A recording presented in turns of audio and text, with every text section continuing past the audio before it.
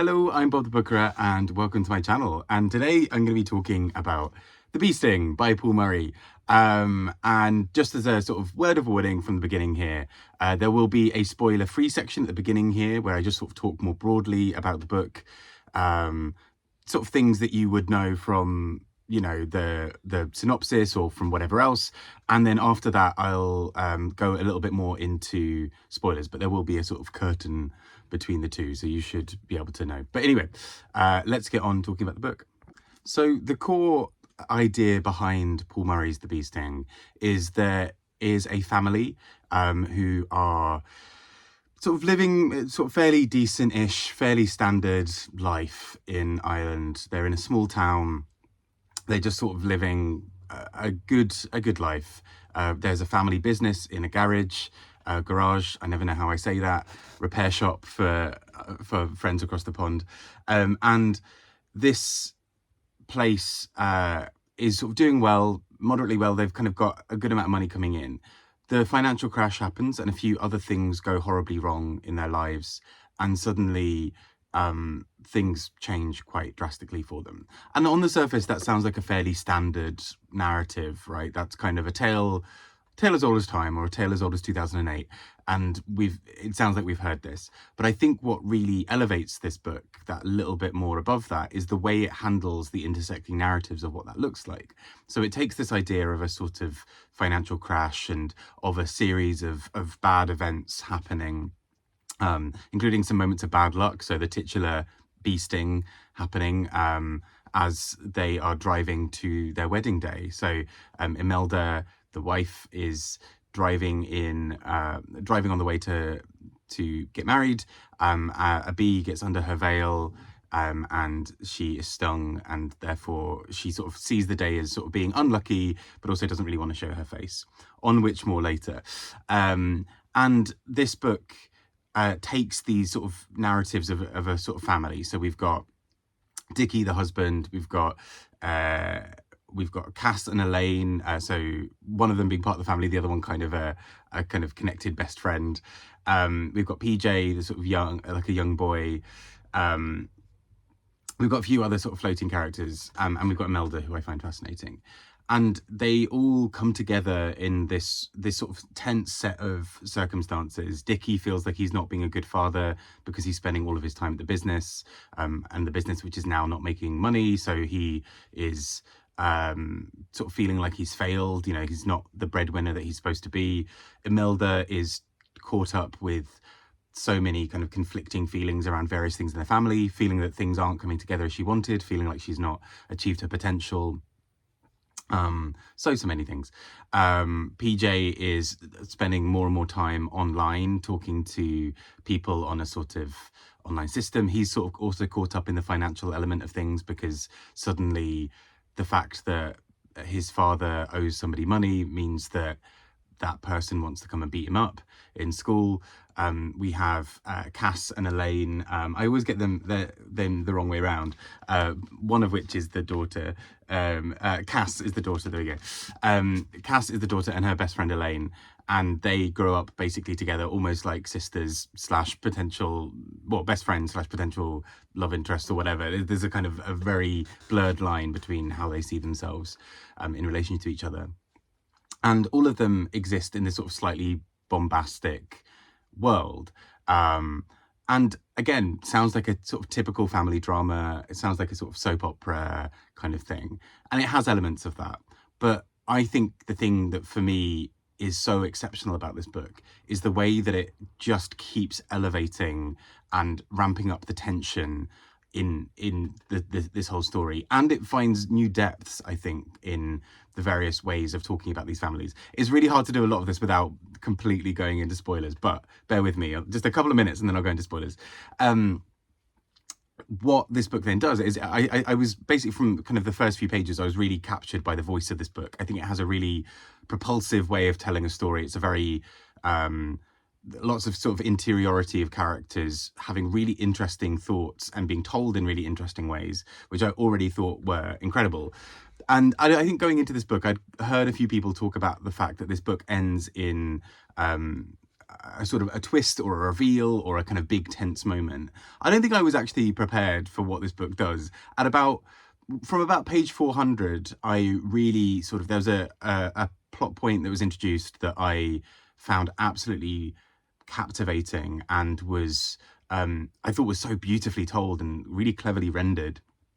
Then it kept building, and then about page 500 I was like, oh crikey, I do not want to put this down in the slightest, and there's still 140 pages to go and I've got work soon. Then this book kept ramping it up. So later yesterday, at the time of filming, I started to I was like, right, I'm about to be on my way home, I'm gonna read the last 140 pages, and I demolished them. It suddenly builds whereas before we've maybe had whole chapters or whole sections in one character's head, so we've maybe had 50 pages as Cass or 50 pages as Dickie. Suddenly we're getting chapter by chapter that shuffling around. Imelda, her narrative is told mostly in a sort of stream of consciousness or sort of punctuation free kind of way. And the initial chunk of that in the book is quite heavy because it's sort of about 150 pages just in her head. And it's a lot. It's quite a bit to kind of get through it, I think at first, but there's a real depth to the way she, to her character. Then it just builds. And then towards the end, I found Imelda's sections so utterly heartbreaking and poignant. I found Dickie's whole sections just incredible. I mean, all of them really, just so... I genuinely got really quite emotional. I was sat in a train station finishing this book, being like, I have 40 pages left. I'm not walking home and then trying to read it. I'm staying in this moment. And my goodness, I was, there could have been anything happening in that train station and I would not have known. I almost missed several bus stops or train stops because of this book, because once it gets its claws into you, I think it really holds on to you. I'm still thinking quite a lot about the ending of this book and the way it builds. So yeah, I would say don't be put off by the length. And if the first 100, 200 pages feels like a slight crawl, get through it, because this is all building and sort of maybe window dressing for what's coming a bit later. So I'd really, yeah. Long story short, before I go into spoilers, the thing I think is so incredible about this book is how it manages to marry together so many, in theory, disparate genres or traits or tropes into one thing. It's a book that is, in one ways, a sort of general family drama. It's also a thriller in many ways. It is also incredibly deep and profound. There are passages of this book that I was just sort of taking pictures of or noting down in some ways, because they said so much about loss and about love and about grief and about everything, about sort of missed opportunities. And it's also a book that is incredibly funny and absurd and clever and all these things. I just think it's brilliant. This is now probably one of my top choices for the win. Quite frankly, I think this is exceptional. Yeah. So anyway, with that, let's go into some spoilers. If you do need to log off at the spoiler point, please feel free. But if not, about to start talking about some spoilers. And like I mentioned earlier, this book is hard to talk about without really going into the spoilers of it, because so much of the narrative, especially a book over 600 pages long, so many things happen that, and it's a very plotty book in that sense as well.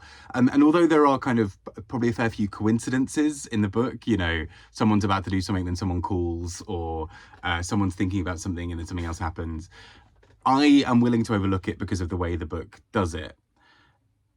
I think this book is exceptional because of how it builds these really fascinating stories. And a few of them, I think, probably resonated with me more in different ways, and I'll talk a little bit about them.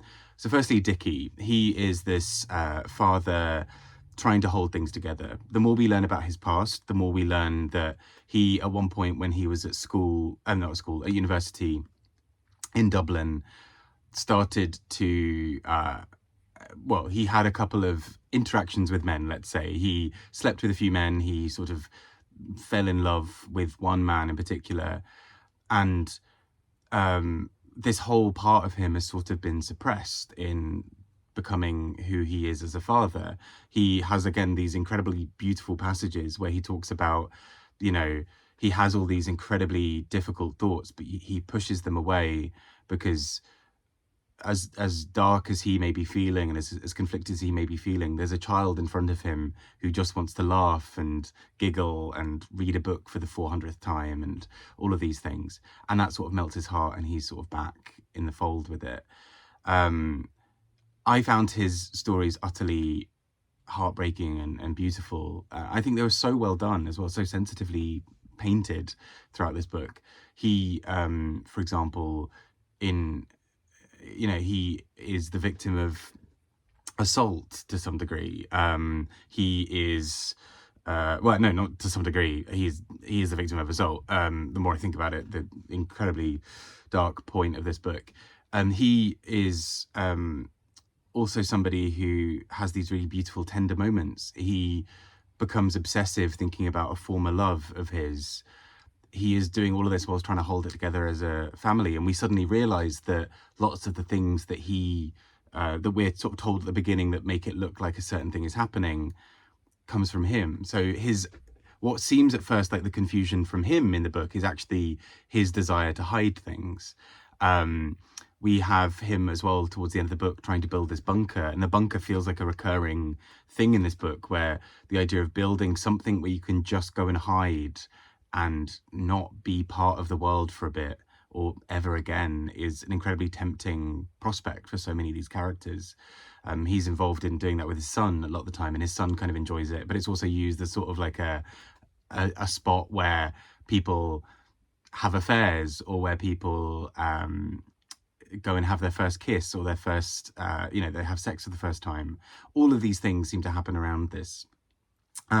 We have Imelda, who I mentioned earlier. Her part's often told in this sort of stream of consciousness. And there's something really heartbreaking towards the end, where she is reflecting on everything that could have been and everything that never was. We learn a lot more about the bee sting at the title of this book. And we learn that the giant sort of mark on her face that we're told was a bee sting, and we believe as the reader, and that every other character in theory believes, was actually her having been beaten up or attacked by her father. And we learn all of these heartbreaking details and the ways that these two parents especially have hidden so much in the world. And it's absolutely heartbreaking. It's so beautifully done, because we're kind of blindsided as a reader. We take it as face value that those are the things that happen, that the book is called The Bee Sting and there's a bee sting on her face and that's what comes next, that money goes missing and we think it's maybe this man, but maybe it's this other person, and we learn more later. Dickie is blackmailed with film of him having sex with a man, and he goes through every range of emotions trying to think about how to either destroy himself, destroy the man who's done it, destroy his family. He goes through it all, and it's just beautiful.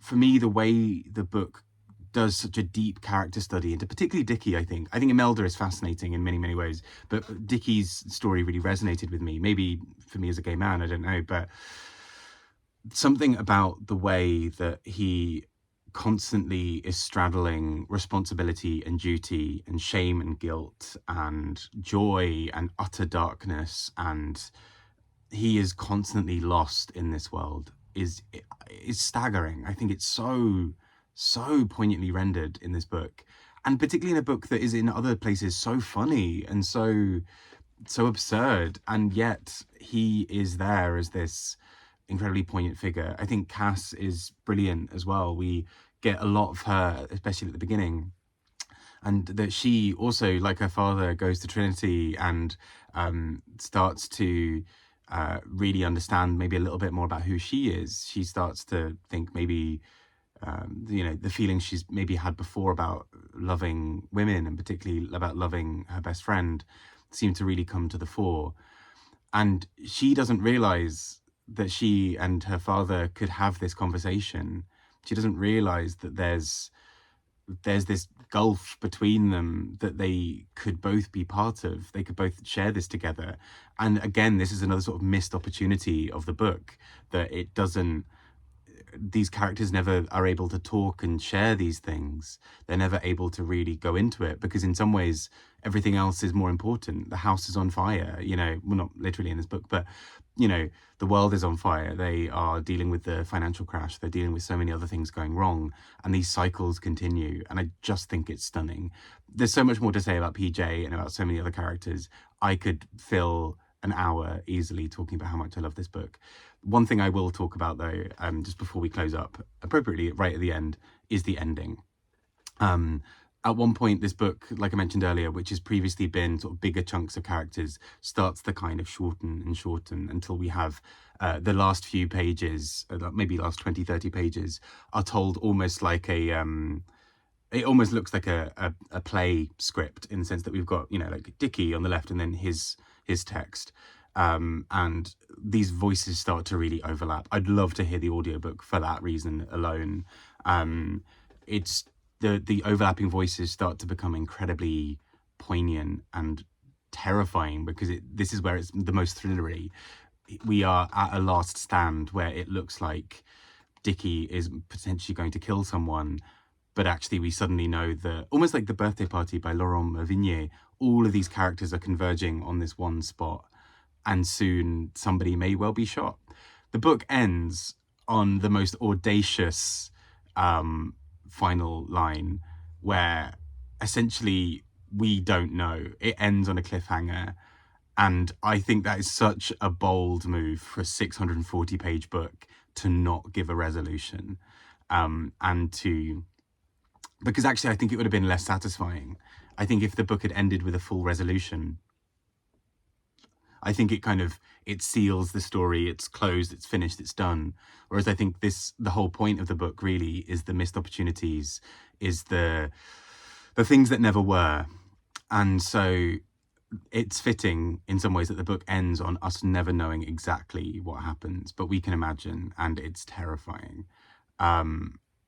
This will really stay with me, I think, for a long time as a book. I think this is a wonderful piece of literature. I think this is stunning. I'm really blown away by what it must have taken to craft a narrative like this. I'd love to see what this book is like on a second reading, going back and knowing that some of the parts at the beginning of the book are red herrings or are characters' perceptions or characters' versions of the truth that they tell other people, and that we, the reader, have been duped into that. It's stunning. It's really good. This is, again, you know I sort of had a video recently where I was talking about kind of almost like defending the Booker Prize in the sense of, you know, no Longlist is ever going to get it fully right, but also read the books and then make a decision. This is one of those books that I think is very much instrumental in that for me of, this is not a book I'd heard of. It's not a book I probably otherwise would have read, but my goodness, this is one of my books of the year. I think this is phenomenal. Anyway, I've been Bod the Booker, rambling a lot about this book, but it's worth it, I think. Take care and speak to you all soon. Bye-bye.